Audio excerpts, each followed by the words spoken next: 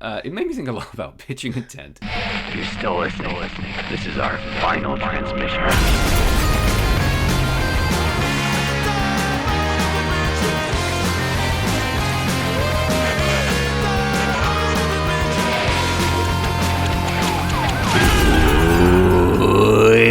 Here, it's the Final Transmission podcast. It's Sam Russo and Jamie Carruthers covering one horror movie a week from the dawn of time until the end of time. Jamie, how art thou? Thou, brackets, me, I, am well, thank you. How are Excellent.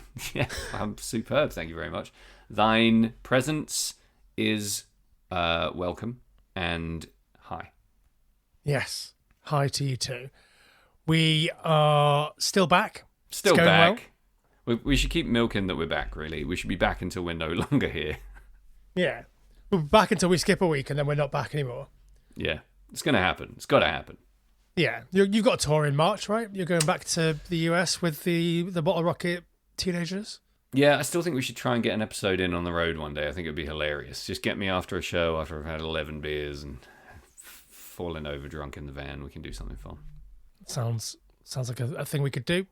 So for this episode, Sam, we're sort of trudging our way back to the very early days of Final Transmission, where we covered Trick or Treat, a hair metal horror movie, a genre that I have a massive affinity for.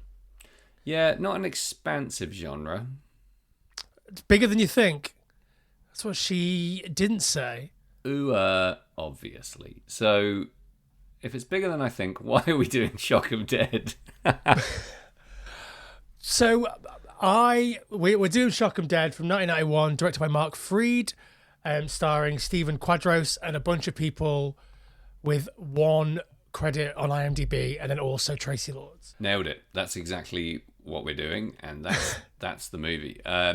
We're doing it because my memory of this movie was that I liked it a lot. Yeah. And not to spoil the rest of the episode, but that's my intro line. Is my memory is that I enjoyed this a lot. Sounds very much like a cautious disclaimer, but we'll take you at your word, Jamie.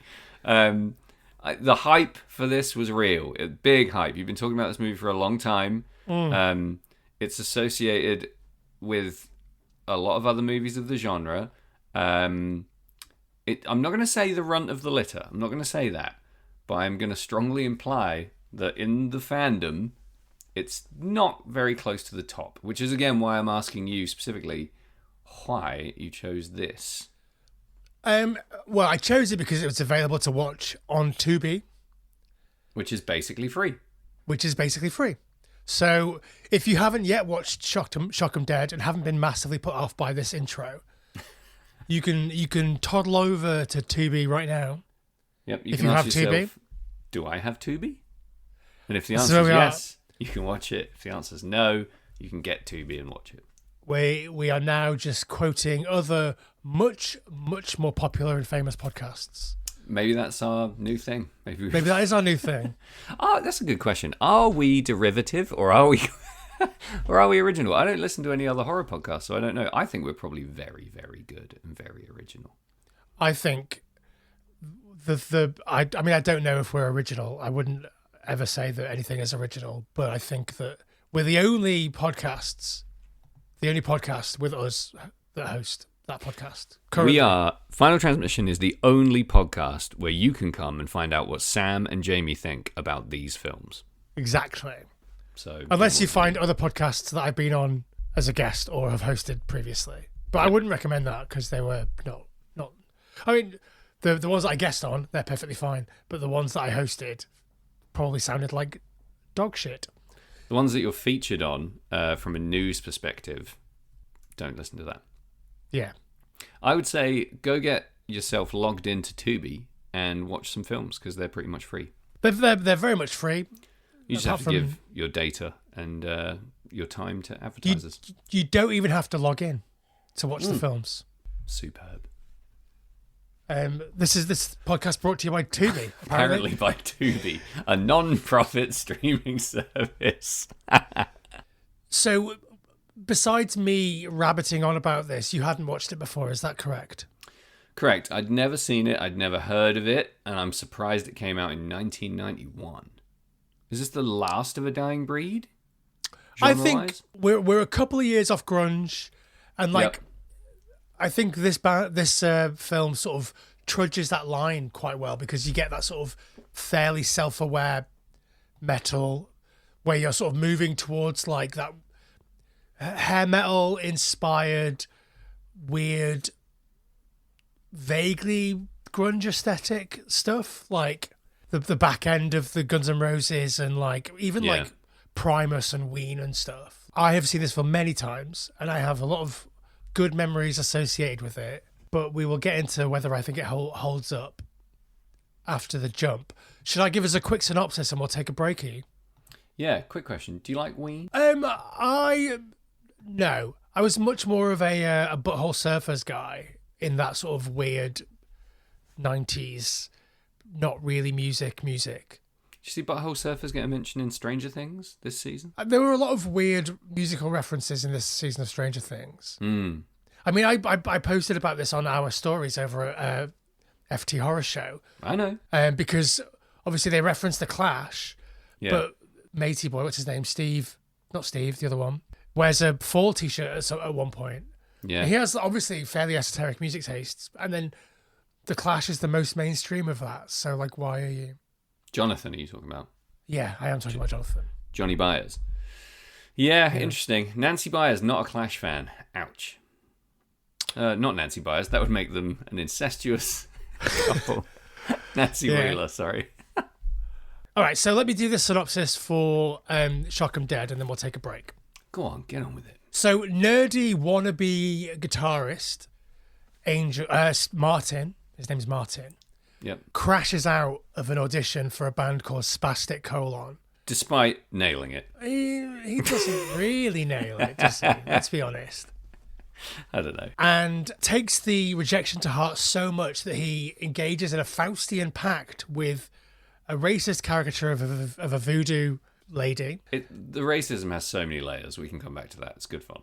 Yeah. Because he engages in this Faustian pact with a voodoo priestess, somehow also manages to sell his soul to the devil, despite the fact that they're not really related.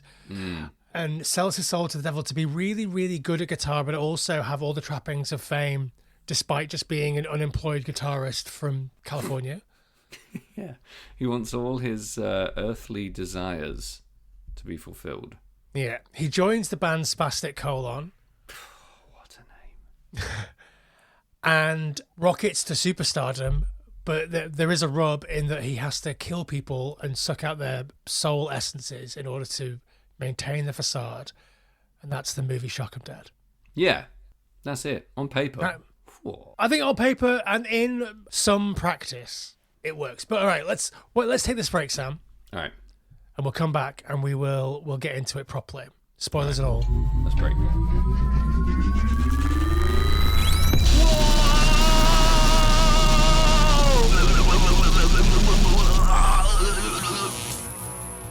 Whoa, holy shit.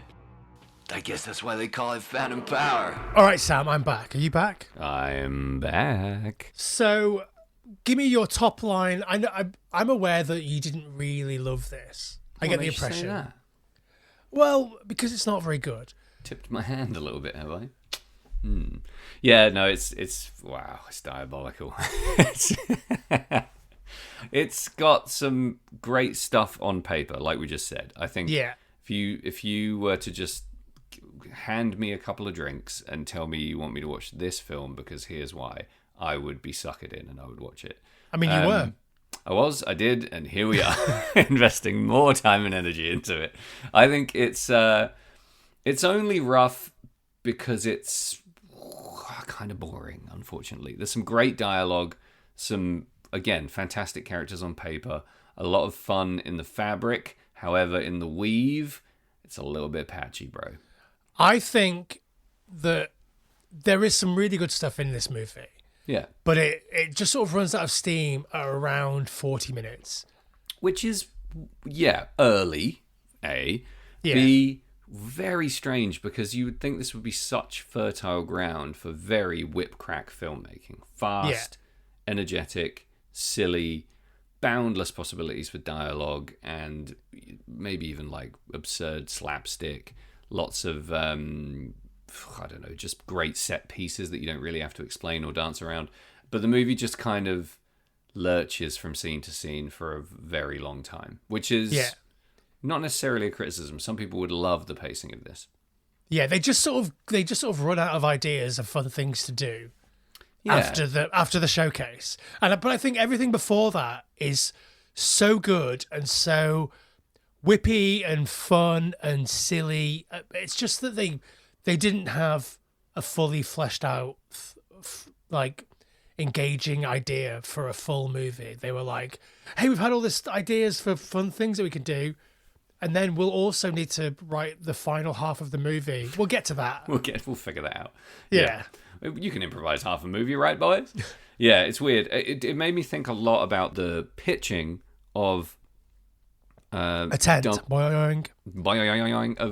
It made me think a lot about pitching a tent, about the way that you pitch the world of dumb dick teenagers in a late 80s, early 90s movie, because we know that it's either the absolute seal of death to get it wrong, or it's the platform on which you build some incredibly memorable movies and some really like touching, genuinely heartwarming stuff.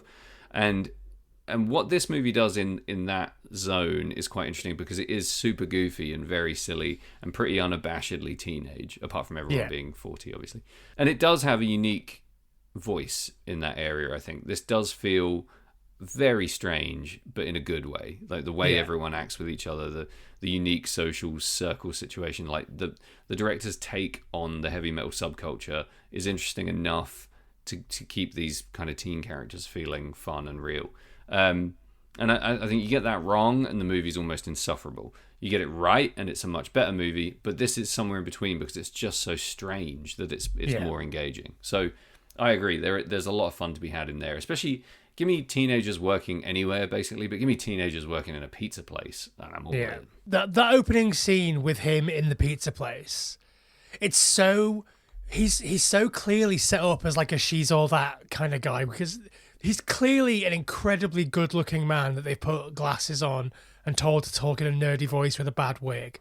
Yeah, like classic, yeah. He looks exactly like Kevin Bacon, who is obviously one of the most handsome men in the world. Yeah, because I didn't know anything about the movie when it started. I was like, "Fucking hell, Kevin Bacon! You could have told me." And I was looking really close, and I was like, "Is it? It doesn't sound like him. Maybe his voice broke later, or something." I didn't know what was going on. I was convinced it was Kevin Bacon for a while. It's Kevin Bacon if he had the career that he should have had post Friday the 13th. Yeah, agreed. Not the career that he did have. Yeah, this is what you deserve, Kevin. No, I think they don't. So first of all, they don't do a great job of convincing us that he's a hideous nerd. They never really do.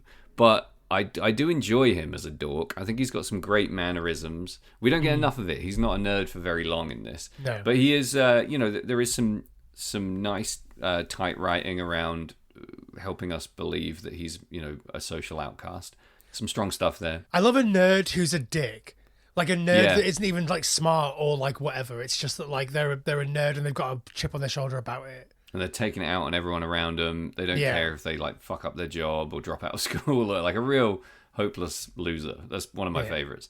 And he's not even like, I kind of expected him to get up and play like classical guitar quite well. Do you know what I mean? But he doesn't. He obviously wants to play rock or metal, but is just quite bad at guitar. So like he's kind of a loser on all fronts, and I love that about him. Like this movie speaks to me on that level because I'm not very good at guitar. Yep, and same. I never have been, and I wish that there was a Faustian pact that I could make that I could shred. I mean, I don't think the guitar playing in this movie, which is one of the big pluses of it, is that when you see someone play a guitar, it looks like they're really playing the guitar because they are really playing the guitar. Yeah.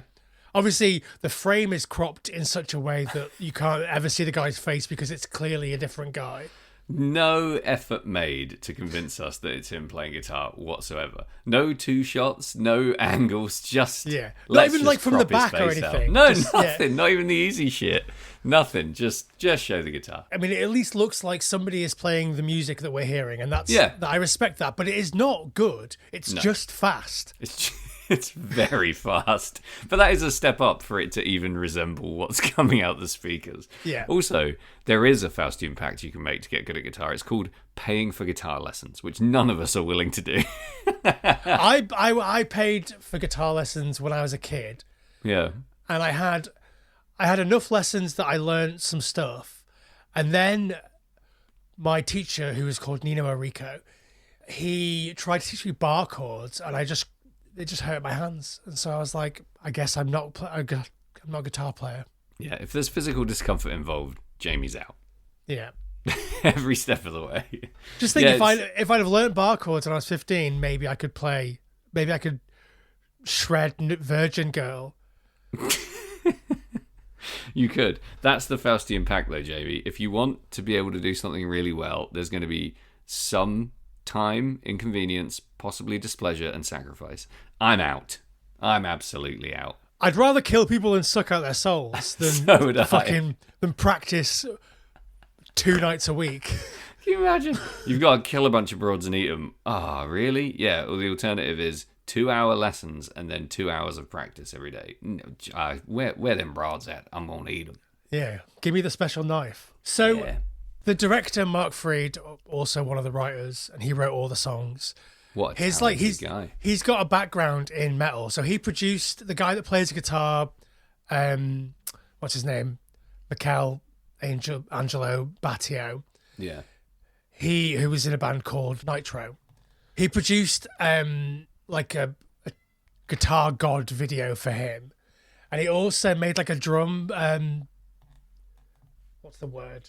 Like a how to play drums like tutorial type video with Jeff Porcaro from Toto. Nice. And so I guess he was like, well, I can put a camera in front of someone while they're playing drums. So that means I can direct a feature movie. I can clearly make a film, yeah. Which, I mean, he made a film. True to his word, he made a film. It's a film. Featuring It people exists. playing both drums and guitar. Yeah. What do you think of the songs, Sam? Lyrically, very interesting. I'm almost hanging on every word, to be honest. Just dying to know what comes next, how deep it's going to go, how bad it's going to get, and just, the payoffs are superb. That last line in, I'm going to guess it's maybe not called "I'm in Love with a Slut." Is that what's that song called? I think we'll call it "I'm in Love with a Slut" for clarity's sake. Can we call it "I'm in Love (parentheses) with a Slut"? Just to make it more like a Vandal song. When he just screams that at the end, and that's the end of the song, that's a huge, huge payoff. According to the soundtrack, it is called "I'm in Love with a Slut." There you go. Say what you mean what you say. Musically, kind of rough, kind of tough to be around for the most part for me. I'm going to guess that you absolutely love it, fully lean into it, and sing into your hairbrush in your bedroom regularly.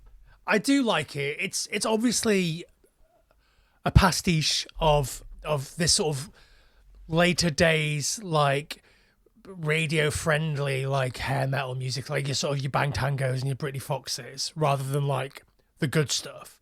Yeah. Like the sort of the more Poison end of that spectrum. Yeah, it's not like Dio or anything good. No. Or even like Guns N' Roses, or I know that you don't like Guns N' Roses, but like... Yeah, but I can obviously acknowledge that they're one of the greatest bands of their genre ever. Yeah, that they're better than this. But like, I think... I don't know, actually. Yeah, I don't know if I can acknowledge that. When we get to Black Roses, then we'll land on a hair metal horror movie with actual good songs. Yeah, some pure filth. But until then, we're stuck with Virgin Girl and I'm in Love with a Slut, which I think is weird because those songs are diametrically opposed to each other in their messaging. Because like I'm in Love with a Slut is like he's really upset that, I guess maybe they're not, because like in Virgin Girl he's just all about having sex with someone that's never had sex with anyone else before. And then I'm in Love with a Slut. We don't know that this girl is actually out and about. All we know is that he's mad that she's had sex with other people. Yeah, I hadn't dug deep enough into the narrative of these two songs, clearly. But now that you mention it, I do think they track. And I think he just loves the chase. And he wants the chase, the allure of the virgin girl is what keeps him coming back. And there's not as much there for him if the girl's enjoying herself, you know? It's weird, though, it's not his because bag. I feel like, and I mean, far be it from me to out a character, but I feel like the character of Johnny Crack, who writes these songs. Is his name Johnny Crack? I thought it was Johnny Crash. Johnny Crack is even better. No, it's Johnny Crack because, and it's not even a stage name because when the detective comes later, they're like, we're Mr. looking Crack. for Jonathan. We're looking for Jonathan Crack. Brilliant. Love it. But I think that he's coded as gay, right? I think he's a real camp singer. I didn't really get Yeah. anything beyond that. Horrible, horrible dude. Fucking can't stand him. Well, good news for you. He gets killed. In the movie or in real life? I've seen the movie, I know. In those scenes, I'm going to go back to it one more time. There's a real Saved by the Bell thing happening. Yeah.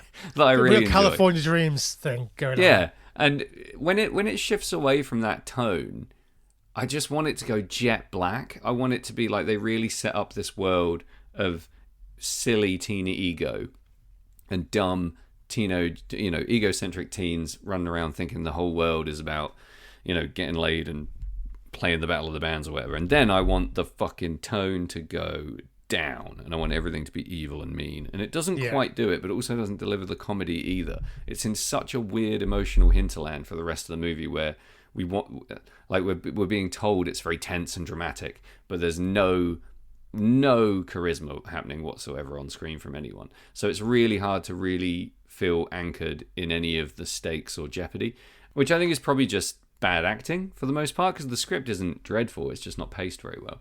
But this has Tracy Lords in it. Should we talk about how she's in the film?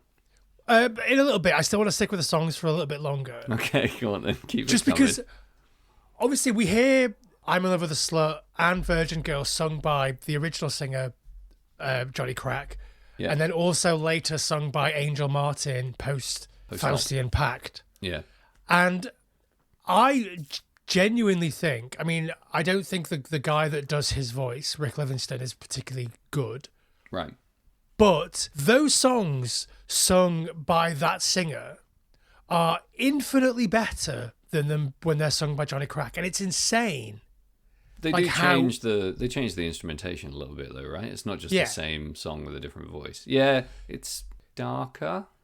Yeah, and like there's more dynamism in the chorus to Virgin Girl when Angel Martin is singing. Yeah. He goes for it. It's just really good. I just think it's much. It's weird how you hear that song and then you hear it again sung by a different singer. Oh, obviously the vibe is it's meant to be better with him doing it. That's the point of the movie. Yeah. But like it is better. And that's fun. It's like I imagine Typo Negative covering Motley Crue would be Yeah. so much more my cup of tea. Do you know what I mean? Or like when Cradle of Filth cover the Misfits, it just takes it into another dimension of fun. Yeah. It's almost like, oh, you think you're heavy or dark? Try this. And then something sexier happens and it's more fun. Yeah, I think there's a lot more sex appeal, a lot more charisma. Riz, one for the kids. And 6, 7. yeah. A bit more dynamism. Jamie even did the actions there, everyone. I just want you to know.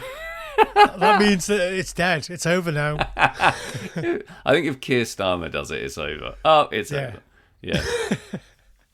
So yeah, Tracy Lords is in this movie. Let's get into the Tracy Lords of it all. Are you familiar with her body of work? Somewhat. Her body of work? Yeah, I mean, Tracy Lords was, I'm going to say, like, I'm going to use we liberally, when we started watching porn, so using we a little bit liberally, when we started watching porn, Tracy Lords would have been considered a bit more retro. She'd made the move into mainstream movies. Obviously, she was in this in 1991. She was in Cry Baby. She was in Not of This Earth around 88. Yeah. So, like, she'd very much... I wasn't watching porn in the early 90s. I don't know about you, but No, maybe not the early 90s, no. I was looking at porn that I found in the woods near my house, but I wasn't watching video pornography. No, I probably didn't even know that existed at that point. Again, yeah, lots of mags in bushes, Polaroids in floorboards, etc., etc. The glory days of porn. Stuff that truckers throw out of windows is the vibe, right? As they careen past. One man's garbage, another man's gold. Yeah, I mean, we've talked extensively about my shoebox, I think, but like, Oh yes. big fan. I mean, Tracy Lords did become a famous porn star. So Yeah, are you familiar with her as a?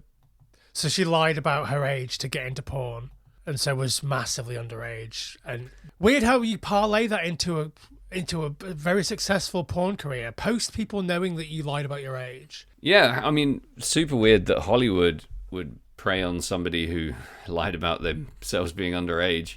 How out of character. Yeah, it's a seamless transition, and I can't knock her acting in this movie. I think she's the only actor in this movie, I would say. Yeah, and again, Obviously, there are some cameo style performances by people who have no business being in this movie, like Aldo Ray and Troy Donahue, very and like weird, yeah. they're actors and they're acting, not great, but they're acting. And Stephen Quadros is doing something, and Tracy Lords is also doing something, and everybody else is doing the bare minimum, the soap opera, like 80s daytime General Hospital, Days of Our Lives, or whatever type stuff. How hard do you think it is for an actor to deliver a not very good movie script? Like, do you Very sometimes easy. watch a movie like this and think to yourself, okay, if this is Alec Baldwin, or some like an actor who obviously knows their way around screen and stage, TV genre comedy right through to gravitas, serious like Oscar movies. Do you think someone like that would give us something similar here, or how much is actor, how much is script? Not to go back to the patron saint of the Final Transmission podcast, but Nicolas Cage, Yep. he is that, right? He can do all of that, and he has given bad performances in super low budget movies. Yeah, he's on North Star. Yeah, and I think that like it's a combination here in Shock 'Em Dead. It's a combination between the actors not being very good Yeah. and the budget being so low that there's no chance to just do multiple takes, so you can't find something good. True. Like, I think if you give a bad actor a bit of a run up, they could probably find something good eventually. Sure. But if you don't have the space and the capacity and the film and the budget and the time to do that, you're just trying to churn out a fucking cheapy hair metal horror movie in 3 weeks, which is the shooting schedule for this movie, Yeah. then you're never going to find anything of any real value unless you happen upon a really fantastic actor who can just bring that. Yeah. And- Someone who's and- just got it off the bat. Yeah, and there are plenty of low budget movies that do that. Return of the Killer Tomatoes, George Clooney shows up and is the best performance in the movie. I mean, it's still not a great performance, but like you can see it's George Clooney. The Clooniness of that is evident. Yeah, he's being born. Yeah, but there's none of that in here. No. And I think the thing that we forget almost by design as well is that we care and have thought more about this movie than Mark Freed did or ever will. I mean, he probably thought a lot about it when he was cashing those VHS royalties. Yeah, definitely. I bet there's a mountain of money made from movies like this. There's a sequel in production at the moment. Did you know? To this? To Shock 'Em Dead. What the fuck? What is Which it? is, I don't know. It's just called Shock 'Em Dead 2, Blood and Bone. Blood and Bone. Yeah, I don't know what the vibe is. Who's in it? Who's directing it? I think Mark Freed is listed as the director. I hope it's George Clooney and Alec Baldwin. I don't know how you do a sequel to Shock 'Em Dead. So like if you think about like when they remade The Crow with your mate Billy Skarsgård, Yeah. Young William. and they changed it from being like a tortured grunge musician to a SoundCloud rapper. Yeah. That's the equivalent right now, is that like you would in order to have a mainstream success on a movie like this, people don't want to be fucking really fast guitar playing rock stars anymore. That's not a thing. I mean, if they do, it's over within 6 months, and Yeah. it's on to the next thing. Yeah. I don't know what people want nowadays, Jamie. I think if Shock 'em Dead 2 is about a YouTuber, I'm probably not going to watch it. Sell my soul to be Mr. Beast. That sounds... There's an interesting movie in there somewhere. Yeah, but it's a Jim Carrey movie, and it's 20 years ago. It's not. Mr. Beast definitely sold his soul. Like, he is so dead behind the eyes. Yeah. I think Beast and Bieber probably soul sellers. Not that many more, though. Shock 'em Dead 2, Beast and Bieber. Yeah. Yeah, Bieber's... Yeah, maybe... do you see Ed Sheeran's really ripped now? I thought that was a really weird move. Yeah. I feel like if I was Ed Sheeran, I'd be like, lol, I'll get ripped. Like, do you know what I mean? Yeah, it's funny how in Hollywood you can just choose to be like several things really quickly. Like insanely ripped, covered in tattoos, not covered in tattoos, perfect in every way, a complete slob. Like, it can just happen to you in minutes, it seems. I don't understand that. I spend so much time on, like, maybe not self-improvement, but like just trying to remain in human form. And in Hollywood, you can just press a button and all of a sudden you've got whatever it is. I guess they sell their souls. I just figured it out. There it is.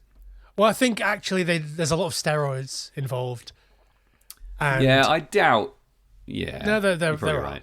Yeah, you're probably right. So there are lots of steroids, lots of dehydration. Like, the reason that, like, Wolverine looks so good is because they fucking dehydrate him to shit. Oh, that doesn't sound fun. No. Dehydration? Yeah, it really, like... What's the word? Like, Muscle makes your... definition? Yeah, gives you, like, super extra muscle definition. Wow, interesting. You can be ripped. Arnold Schwarzenegger was ripped, right? But, like, you could believe that he would play a fucking scientist in a movie or whatever. Yeah, how? I've never got my head around this. How the fuck was Arnold Schwarzenegger believable in any role? A. B. How was he so accepted and believable in every role he ever did? He's a mutant. He's like, how the fuck is Lou Ferrigno just a guy in a movie? Like, it's like The Rock. Like, I mean, muscularness is so normalized now that people like The Rock, they're like, look at this janitor. He's the size of a bus. Like, it doesn't make any sense. But how do we ever believe it with Arnold? I think he's just so charismatic. We just accept it immediately. Actually, do you know what? It's like me in my job. There's no way I should be there, but everyone just accepts that I am because I open my mouth and words come out. It's like me in my job. I am a nuclear scientist, but I'm also incredibly ripped. Yeah, I mean, ever since you first got into nuclear science, I felt that your physique was going to hold you back. I thought you wouldn't be accepted by the nerds. You know, all those times you got nominated for the Nobel Peace Prize, I thought they're going to take one look at him and laugh him out the building. They're not going to give his mind the credit it deserves. But you proved them all wrong, Jamie. It's true. It's insane that I got nominated for the Peace Prize and not the prize for chemistry. But What were you? What are you again? did I say a nuclear physicist? I don't know. But Sure. I can't keep up these days. You've got also, so physics many- isn't chemistry. I pivoted, didn't I? You've had such a multifaceted career, and you're a real polymath. That's the real problem. Yeah. You know, 1 minute you are literally part of the Royal Copenhagen Ballet, and the next minute you're rescuing orphans from extreme fire hazards. So I can't keep up with all. Just from your the good hazards, deeds. not from the actual fires. Just like, No, you're near an open flame. You're an inspector. I'm just ushering people away from open flames and pieces of paper left near plug outlets. Yep, voluntary orphanage inspector / nuclear chemistry physicist / ballet dancer Jamie Carruthers, who is ripped. That's your Tinder bio. We did it. We did it. The band in Shock 'em Dead, right? Yeah. I think the naming of the band, not Spastic Colon, but the names of the members of the band Right. is a real metaphor for the movie as a whole.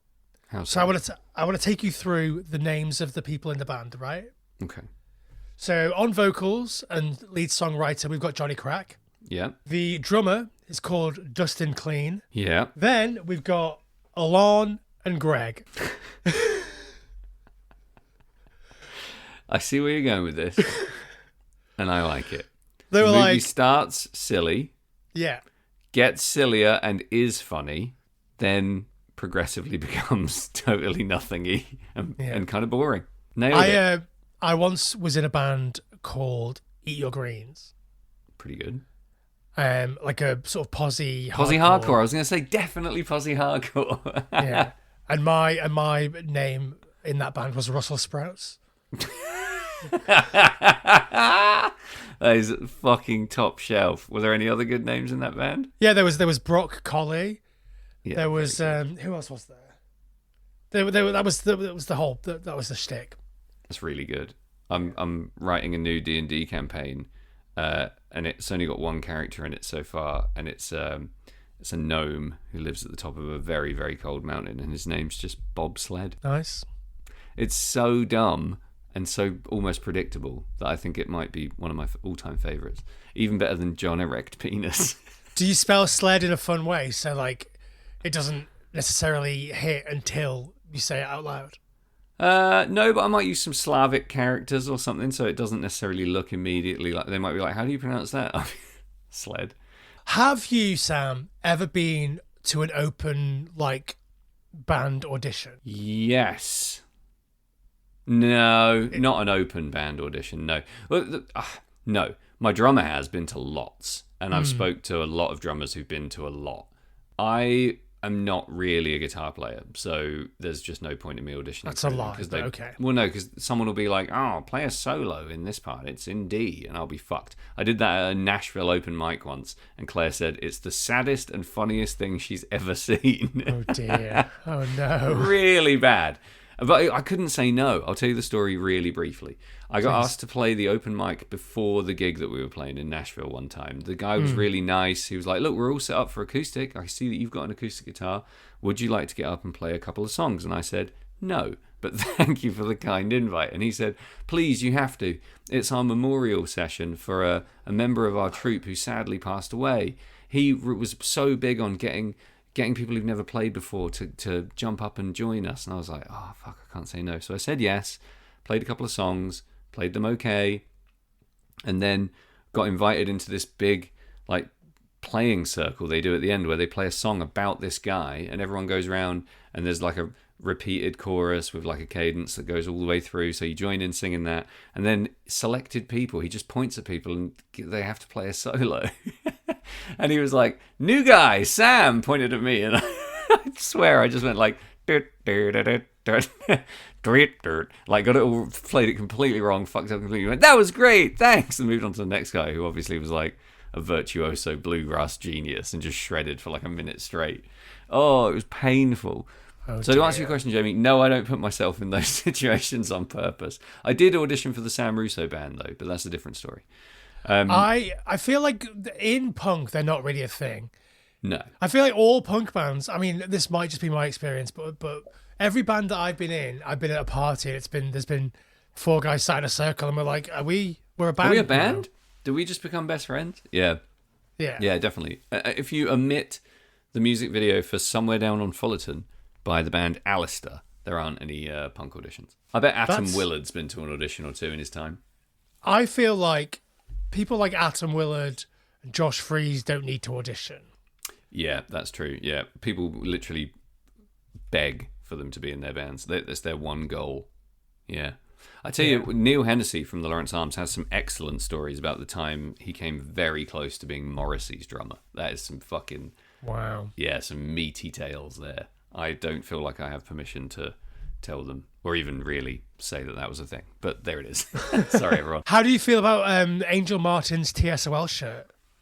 Great. The two things I want to point out about this movie, great shirt, absolutely wonderful shirt.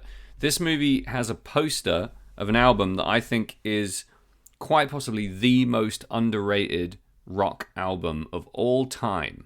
And I think it's my favourite album by the artist. It's one of my favourite rock albums ever. Raise Your Fist and Yell by Alice Cooper. We've talked about this on our Patreon metal show that we did following Trick or Treat, right? Yep, so you should sign up to Patreon at patreon.com/. Final Transmission. .com/Final Transmission. That's where you should do that, because we have a great sesh talking about that. But it was so, it's almost, there's something affirming about seeing that right there. Even though these are bad, a bad movie full of probably good musicians playing bad music, seeing Raise Your Fist and Yell and the artwork, everything about it ripped. The TSOO t-shirt, what a great pairing. Two things I really like. It sort of suggests to me that they kind of know what they're talking about. It maybe suggests that there's a satire here that is maybe a little bit less fully formed than they think it is. Yeah. But like, Raise Your Fist and Yell is a fairly deep cut in the Alice Cooper oeuvre. I'd say it's really deep. It's only really got any audience in Europe, which, for an American B movie makes it a fucking weird choice. Well, why not just, it is a fucking sick piece of artwork. So whoever's designing that room is probably just looking for the sickest poster. But if you want people to know it's an Alice Cooper poster, you just put a big old you write Alice Cooper in big letters and do a picture of him on there or something. But a weird and wonderful choice, I would say. Yeah, and that TSOL shirt, I think maybe they were just like, here's a photo of Duff McKagan. Yeah. Make him look like that. Because I imagine that Duff McKagan wearing that exact outfit. Definitely. And this is in that weird TSOL period where they are kind of a hair metal band. So again, it actually does make sense. It's like, it's a really appropriate choice, which you almost never get to say about either a TSOL t-shirt or an Alice Cooper poster. I still fucking love that artwork. And I did, after watching this, I was like, fuck, I've got those new headphones. I should listen to Raise Your Fist and Yell on them. And then I realized I already had. It was the first thing I listened to on the headphones when I bought them in America. It's always my go-to. That and something tinkly on guitar. If there is a satire at play here, Sam. Yeah. What do you think it is?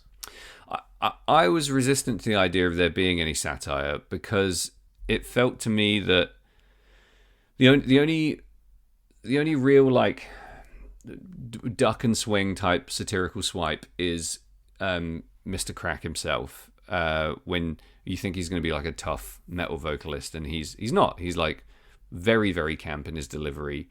Not a bad singer, but obviously thinks he's way fucking better than he is. And I don't know if it's satirical. I think it's just a bit of a take on ego. Yeah. If there is satire, I don't really think it's poking fun at the metal subculture, which is nice for a change. I think it's poking fun at dumb, egomaniacal, selfish teenagers to a point. I don't think it's satirizing the pact with the devil because it's way too bad at portraying a shamanic presence in the movie to be anywhere near parody. Tonally, I don't really know what it's doing. I think if it's doing anything, it's just presenting gross characters in a very poor light and then having them kind of parable style mostly get their just desserts. Yeah, I guess like there's an addiction narrative in there. True, isn't Johnny Crack doing heroin? Johnny Crack is doing heroin. Weird. Yeah. Not just a clever name. And I mean, crack is cocaine, but whatever. And obviously, Angel Martin is addicted to murdering people and sucking their souls. He's addicted to, they're all like chemically dependent on sucking souls and addicted to taking the short road to the high place. And that, I guess, the root of a lot of their problems as people is, again, it's not parody. It's quite classic Faustian storytelling. Like you said, they want to be something that they're not, and therefore they will forego their authenticity and their quote-unquote soul in order to get there easily, quickly, and without, in terms of, in their eyes, without any hitches. And then they get there and they're like, oh, fuck, I look terrible in a fog. Yeah. The I guess also like that's maybe the thing, isn't it? And everyone's overlooking the red flags to get where they need to be, like the record company. And they, like, I don't believe that Johnny Crack's songs are good enough for them to play the showcase and get the Creeping Flesh tour that they were going to get without Angel Martin taking over. No, I agree. Creeping Flesh tour sounds sick, by the way. It does sound sick. Sad that we don't get to hear Creeping Flesh at the end. Yeah. I didn't know if Creeping Flesh was the headline band or if it was just called the Creeping Flesh Tour, like Ozfest or something. Either way, I'm into it. Like, yeah, you're right. It could be that. Yeah. But yeah, sad that we don't get to see that headliner. Yeah, I would and love that that. they think it's all part of the show at the end, which is stupid. Yeah. They just Well, is watch it fun? No. watch a girl. I mean, I think the finale it kind of claws back a little bit of fun for me. Just Yeah. like him strapping Tracy Lords to a deck chair in a paddling pool and shredding at her until she falls in love with him. I did enjoy that I think that was deliberate humor. I don't know. Again, it's almost this take on the whole trope of masculine ego and performance ego and the fragility of the male self-image. I hope that's what was happening there, because that was hysterical. But I don't know if it is. I think maybe they ran out of money. They were like, what have we got? Paddling pool, deck chair, weird angle, just do it. Yeah, and Greg running around fucking syringing probably leftover bits of heroin and paste food into people's mouths in the hopes that it kills them. A used heroin needle full of old people nutritional paste, just ramming it in people's gullets. I enjoyed the comedy of that, and part of me wishes, a bit more Frankenhooker-esque take there would have really won me over. But it loses the space to be funny in a lot of the ending parts because lack of resource, lack of time, whatever it is. It's just not quite got the humor bang on there. And it is all over the place. I didn't like the film at all, to be honest, but there is so much potential in a movie with this atmosphere, spirit, and writing that I can't completely write it off. There was value there, even if it was just the value I wanted to see that wasn't really happening. Well, I think, I agree that on the whole, it's not a very good movie. I think the first 20 minutes are good. Yeah. The second 20 minutes are all right. The following 55 minutes is pure chaff. They've separated it out for us already. Yeah. And then the last 5 minutes is we're back to being all right again. You got wheat and chaff the right way around then. I did. I'm almost disappointed. All I said was they separated it out. You didn't... Yeah. You definitely avoided deciding whether you prefer wheat or chaff. Like I say, I think I just don't want them mixed. I just want them... You just want them separate. Yeah. Once again, dear listeners of the Final Transmission podcast, Jamie refuses to learn what chaff is. It's the byproduct of wheat. Yeah, to you, it's a mystery subject. It could be fucking delicious, or it could be absolute waste. Why does he puke on that woman's boobs in the showcase? Don't know. It's the last good moment of the movie, I think. Yeah, I didn't know if it was supposed to be a comment on him doing drugs, or if it was supposed to be like, look how emasculated he is in this moment. He's been sick on something. Like, I don't really know what the message there was, mainly because I can't read his body language, and there isn't really any dialogue to explain it. It's just like it's a weird button for that scene where everything's going really well. I guess it's a red flag that everybody ignores. Is it supposed to be that he's made to do that by the demonic forces? Is it all part of the plan? I don't know. Is it just so puke comes out of a mouth and onto some boobs? We haven't had any puke yet, boys. That's a cheap effect. I don't know. It feels to me like not a lot of what Angel Martin does is accidental. He obviously goes on this weird mission to... Well, not weird. It's quite cool. To get back at everyone who's wronged him in the past. Yeah. There's something in the shooting there that made me at the time think he was using some kind of power to make that happen, but I can't fully explain it. So I think, and this is what really defines him as a dick, he shouldn't be taking it out on the people that also work for the shit boss at the pizza place. Yeah, his colleagues. That's a real low move. Go back to... Yeah, just go back to where you used to work and fuck with people who are literally just trying to get by. Yeah. Yeah, who are having the same shit thrust upon them that you are, and they obviously the guy has replaced him with a direct one-to-one like lookalike of himself. Yeah. So it feels we're not supposed to think that Angel Martin is a good guy. No. But it's a real super dick move. Obviously the trailer park owner is different. Yeah. And the guy that owns the pizza place is different. But those I don't know, people... his boss at the pizza place kind of just wanted him to not leave halfway through the day and tell him to go fuck himself. He kind of just wanted him to make pizza well and be at work. Like, I don't know how much I can criticize that guy. I mean, I think the movie wants us to think that he's being unreasonable by him having to count the amount of pepperoni that goes on the pizza and the Sure. specific weight of cheese and all that stuff because the customers crave consistency. But as we know, as people who have worked those jobs, that's just what they are, mate. Yeah. You know, they do it really well in Freddy Got Fingered, don't they, at the cheese sandwich shop? Yeah. Again, I like swipes at that as just a swipe at dumb mainstream bullshit, squared working, teenagers having to work those jobs just to survive. But I thought he was a little bit harsh on that guy. The porno that the what's it called, trailer park guy Yeah, what's he watching? Is that a real porn, do you reckon, or is that Could be a Tracy Lords movie. Could be a Tracy Lords movie. There's a drill with a dildo on it. Yeah, which I think is Drildo. In my obviously I moonlight as someone that shies people away from dangerous activities and fires and such. I think you maybe shouldn't use the dildo. I thought you were gonna. I thought you were going to refer to watching porn as a moonlighting gig. Obviously, in my moonlighting gig, I watch porn. Yeah. Maybe you do. Someone has to.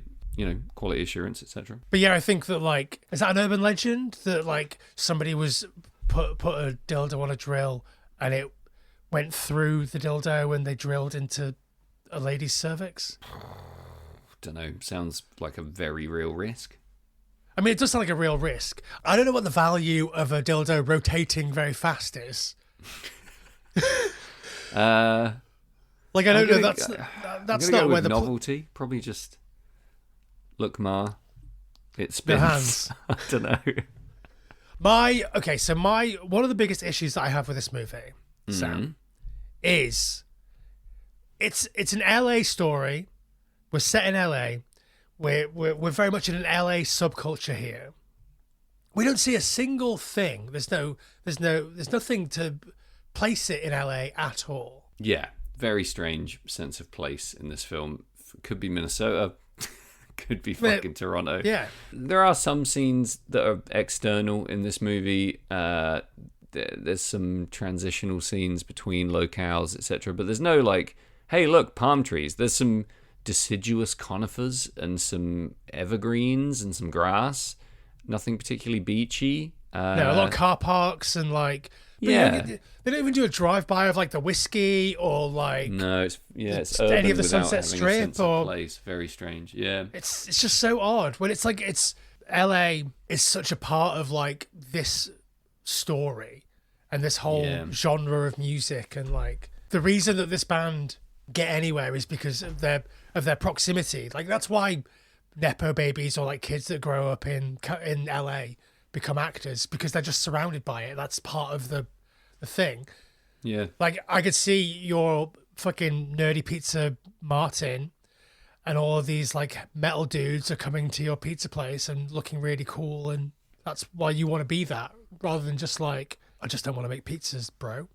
Yeah, absolutely. And I think it's a fuck up and a misstep in terms of really setting the scene. And I was thinking maybe they just didn't have the time or the money to do location shots or whatever. But there's bound to be a fucking public domain footage of Almost driving definitely. down Sunset Strip. Just or literally just take guys your in camera. alleyways, Yeah, take your camera and drive shoot out the down window of a moving car. Yeah, literally. Yeah, strange choice to omit the entirety of the culture that you're making a film about. Yeah, I also think that what really is lacking here is that there should be a scene at the very beginning where some metal dudes are ragging on Martin. Yeah, while he works at the pizza place. Yeah, that's that teen dynamic 101. Have him be rejected by some girls of some kind, don't have to be hot, whatever. Have him mocked by members of a couple of different subcultures, getting beaten up by a jock and mocked by a metalhead just to really cement his alienation before you start showing us how much he craves the acceptance of the metal crowd. We don't even really believe that he's this aspiring guitar player because he's terrible. Yeah. At least have him be good and not get the audition because they think he's a dick or a wiener or whatever. I don't know. Again, bit of a mispitch, passable first 20 minutes, but yeah, there were things that could have been done differently. I think also he should have just been fine at guitar. Yeah, that's what I mean. Like, he probably should have done like a bit of a blues progression and then Yeah. a couple of little licks that are a bit square. I really thought he was going to be a classical guitar player and they were going to laugh at him. That would have been good. But I guess it's funnier that he's bad. It's also funny because it's obviously a really good guitar player pretending to be bad. Yeah. I think maybe the bad is really him. But also he's probably He's quite probably good. a really good guitar player, yeah. He was a really good drummer. He auditioned to be in Kiss. Fuck me. There you go. He's method in that scene. He knows what metal audition's all about. Yeah, like he was almost in Kiss. And then when Wow. I think he got like carpal tunnel or something and couldn't drum anymore. And so Shit. pivoted to acting. And then he looked like Kevin Bacon. And now he looks like a sort of the progression of 90s Billy Bob Thornton. He's got a really weird thing going on his IMDb page where you can just watch his show reel in the header Yeah. of his page. And it's not a show reel I'd put on the header of my IMDb page, potentially. I don't know. It's coming from a guy without an IMDb page. But it's quite fun. He's obviously had a career and he's had some pretty fun roles. He's done some stuff. He plays himself in the Rock movie where he's I guess does he like commentate on UFC now or something? I saw that, yeah. Interesting. I mean, that makes sense. He's got a face like he's fucking seen the Octagon. Yeah. Very Right, Kevin Sam. Bacon still, in my opinion. Why don't we take a break and come back and give our final thoughts? Cool, I'd love to. Let's do that. Will you give it up, man? Nobody's out there. We're alone. Oh no, there's somebody out there. I'm picking up all this crosstalk. Whoa, easy, Tiger. I'm back. How about you? I'm back, and so is our sponsor, Red Scare Industries, the delightful punk rock label out of Chicago. That was Dan Andriano you just did. Yes, Red Scare Industries. The United States' last hope. Red Scare is a independent, anti-capitalist, pro-freedom record label run by Toby Jegg and Brendan Kelly. And you can go to redscare.net now and purchase music the old-fashioned way with money, and they'll give you solid products. But also MP3s, if that's how you choose to live your life. Go do that now, redscare.net. Go do it. Well, you do it while we sum up this movie. Yep. So I like this movie. I think overall there's enough fun stuff to keep me. The bookends are good enough that like when it's over, I'm not regretting having watched it. You're a no regrets kind of guy, though, Jamie. It's true, and like I do love this stupid type of music. So like it's always fun to hear a take on that, a pastiche of that. And obviously I'm not the only one. That's why Steel Panther exists. So like I saw Steel Panther at Download a few years ago. Any good? 12 years ago. I mean, it was great. It felt weird because they were making girls take their tops off in the audience. And Yeah, like, but it's parody. it's like it feels like it's parody, but we're still doing that. What if they were doing it and when the girls took their tops off, there were like fake boobs like from Blackadder underneath? Not fake boobs like silicon boobs, like silly boobs. Yeah, that would be fine, I think.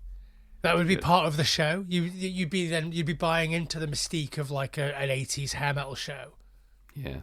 Unlike this where it's just you're making 15-year-old girls show you their boobs at Download. Oy. Yeah. But you know, people love this genre of music, and pastiching it is always going to be some fun. I think that we didn't really talk about the racism of the voodoo lady. Yeah, we voodoo skirted priestess. that because we're cowards. It's just, I mean, there's not a It's lot to appalling. say. It's Yeah. racist, and I can't articulate anything valuable as to how or why or what is. It just the presence of it is there. Of Yeah. it being Let racist. me if you can't. The thing that makes it double racist for me. There's racism, then there's double racism. Okay. Is that the character? It's obvious to everyone watching this what's happening here. I don't need to tell you. But the accent is so bad. There's nothing I hate more than when someone's being racist and does the accent badly. But it slips into Chinese. Yeah. That's If not look, allowed. if you're going to be racist, be accurate. That's what If you're Sam gonna be Russo racist, says. be good at accents. That's all I'm saying. It's not that Yeah. hard, people. Just, learn your craft. Yeah. If Brandon DiCamillo can do it, you can do it. I would apply that to almost everything I do in life. I think this movie is completely fine, Sam. In the canon of hair metal horror movies, I do think it is fairly low to the bottom. Of the, 9, 12 of them that exist, it's maybe... Bottom 3. Yeah, it's fun, but it just doesn't have any real nourishing value. I would completely agree. It does have half quite a of lot of with boobies in it, though. Yeah, not as many boobs as I thought, to be honest. So I'm going to give it 4 bad wigs out of 9. Nice. Yeah, go on, give me your summation. Oh, it's Tud. It's a terrible film. For me, it's 2 medium boobs. What did you say? Middle? 2 middle boobs out of 10. No nutritional value. Some great ideas, but those great ideas have been done better before and after. Some very funny music, and I'd see this movie as like a reminder that this genre exists, an encouragement to go and watch other movies of this type. But that being said, it might be bad, but it is on Tubi. It is. It might be bad, but it shreds really fast. Yeah, if you want to watch fast shredding, but in order to do so, you want to watch it in 15-second bursts, and you have to wait 40 minutes at a time to see it, this is the movie for you. We didn't also talk about the fucking twin neck guitar, so he's playing ambidextrously. I don't like guitars in movies, I don't think. Unless it's, I don't fucking know. No, I don't. I don't like guitars in movies. Get them out. I've never seen somebody play, I don't know what you would call that. A double-ender. A double-ended guitar with Yeah. with both hands independent of each other playing a solo, and it's like one hand is playing a solo and the other hand is playing the harmony of that solo. Like, that is just incredibly impressive. Yeah, double-handed harmonics and octaves. Bananas. Yeah. And if only the movie as a whole came remotely close to that, but it Yeah. doesn't. That happens twice. Maybe the sequel will right all the wrongs. Maybe it'll Stay tuned. blood all the bones. All right, Sam, we've successfully done an episode about Shock 'em Dead. Well done. So all that is left is to say, once again, you can see a video, an uncut video version of this or an uncut podcast version of this over at our Patreon. That's patreon.com/Final Transmission. You can follow us on the social media platform of your choice at FT Horror Show. You can follow me personally on Instagram at Carruthers and at Letterboxd at JamieFT. And you can follow Sam's personal Instagram at Sam Russo Music to get all of the latest Sam Russo gossip. Yep, you can follow me home from the bar. You can follow him into the bathroom, stab him with a knife, and suck his soul out. You can have a go. There's not much left. I've made more Faustian packs than you've had hot dinners. I remember because you were, it was neck and neck for a while, and then you skipped lunch. There he is. There he fucking is. Look at this reference machine over here. Put in a comment, pull out a reference. That's Pull the out. Jamie Bot 9000. You dick. That's J4M13. J4M13 available in all good robot stores. Yeah, I'd buy a J4M13. I'd buy that for $1. See, it just keeps coming, people. Anyway, why don't you say goodbye, Jamie? Goodbye, Jamie, and goodbye, audience. He did it again.